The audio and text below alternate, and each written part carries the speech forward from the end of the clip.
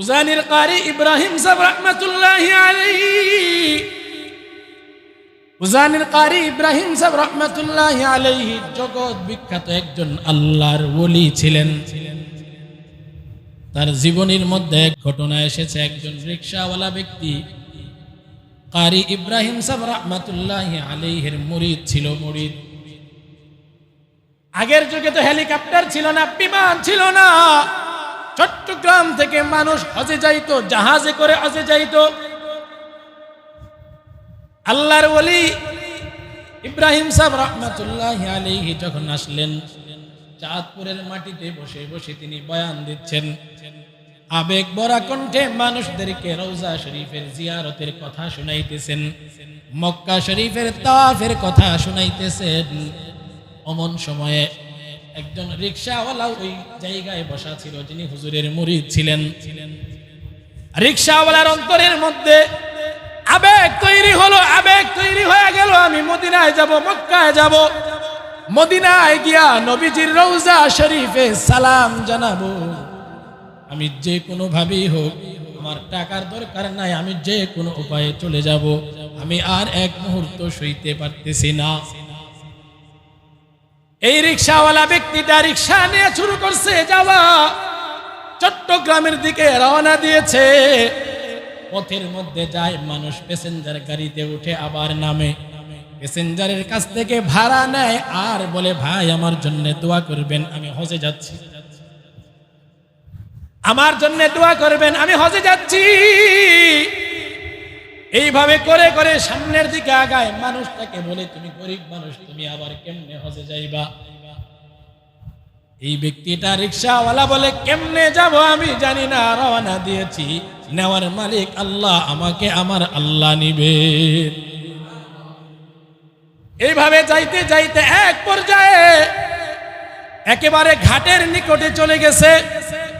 ঘাটের মধ্যে যখন যেখান দিয়া মানুষ হজের জন্য ঢুকে, জাহাজের মধ্যে গিয়া ঢুকে, ওইখানে একটা দারোয়ান ছিল।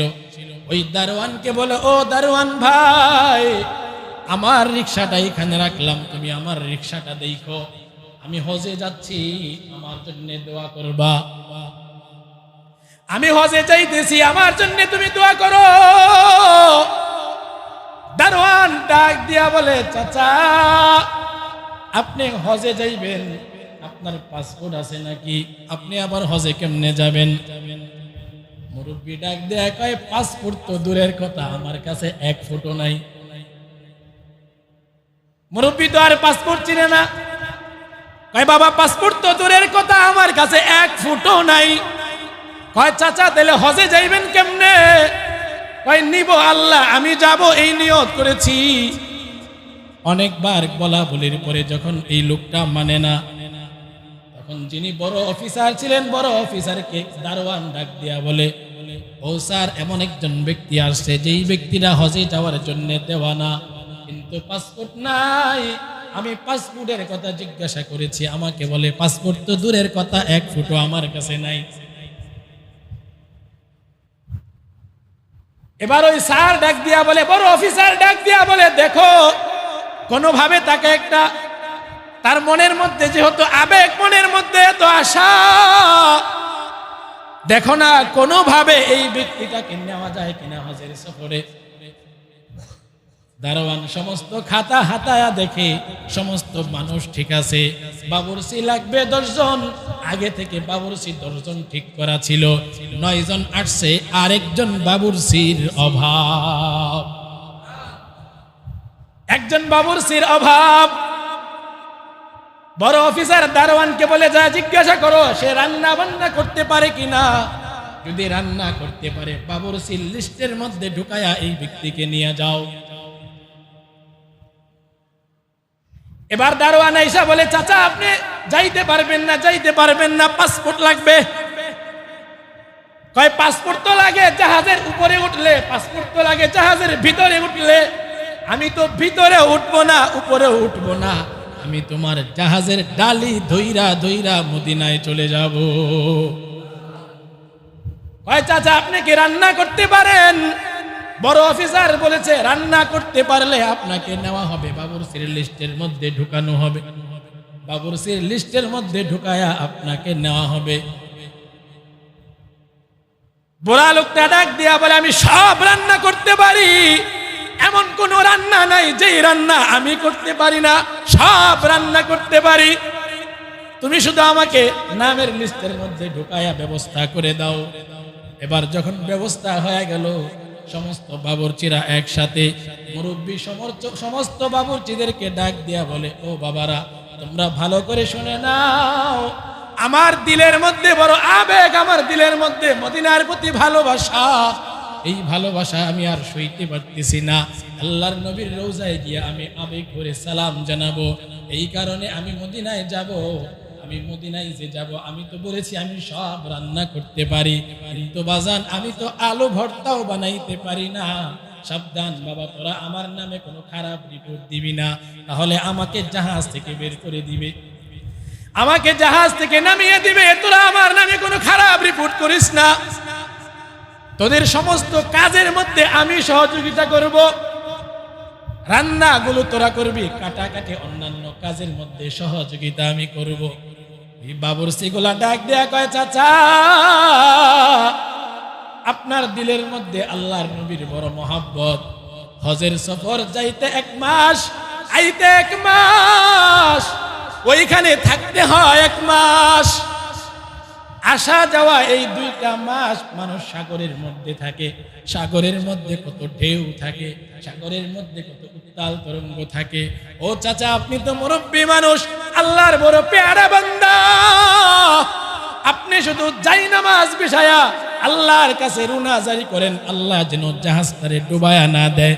আমরা আপনার পক্ষ থেকে যাবতীয় কাজ আমরা 9 জন মিলেই করে দেব, আপনার পক্ষ থেকে যাবতীয় কাজ আমরা করে দেব, আপনি শুধু জায়নামাজ বিছায়া দোয়া করতে থাকেন। ব্যবস্থা করে দেওয়ার মালিককে, আরো জোরে বলেন মালিককে। আল্লাহ পারেনি না, পারে না। এজন্য মনের মধ্যে আবেগ থাকতে হবে, মনের মধ্যে একটা আবেগ থাকবে, আমি মদিনায় যাব, মদিনায় গিয়া আল্লাহর নবীর রওজায় আমি সালাম জানাবো। যদি আবেগ থাকে, মহাব্বত থাকে, চাওয়া থাকে, এর চাইতেও আরো বেশি কিছু পাওয়া সম্ভব। খাজা আহমদ রেফাঈ রাহমাতুল্লাহি আলাইহি কুয়েতের লোক ছিলেন। খাজা আহমদ রেফাঈ রাহমাতুল্লাহি আলাইহি তিনি আল্লাহর নবীর বংশধর ছিলেন।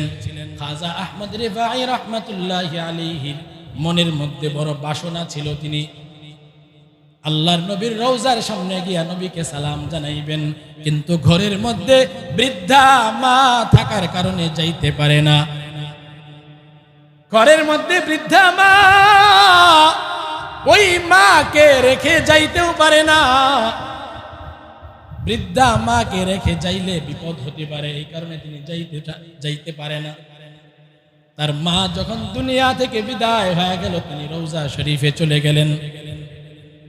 ইন্তেকালের পরে যখন তিনি রওজা শরীফের মধ্যে গেলেন, রওজা শরীফের মধ্যে গিয়া আল্লাহর নবী সাল্লাল্লাহু আলাইহি ওয়াসাল্লামের রওজা শরীফের সামনে দাঁড়াইয়া কয়, ওগো আল্লাহর হাবিব, আমি তো আমার মায়ের খেদমতের কারণে আসতে পারি নাই।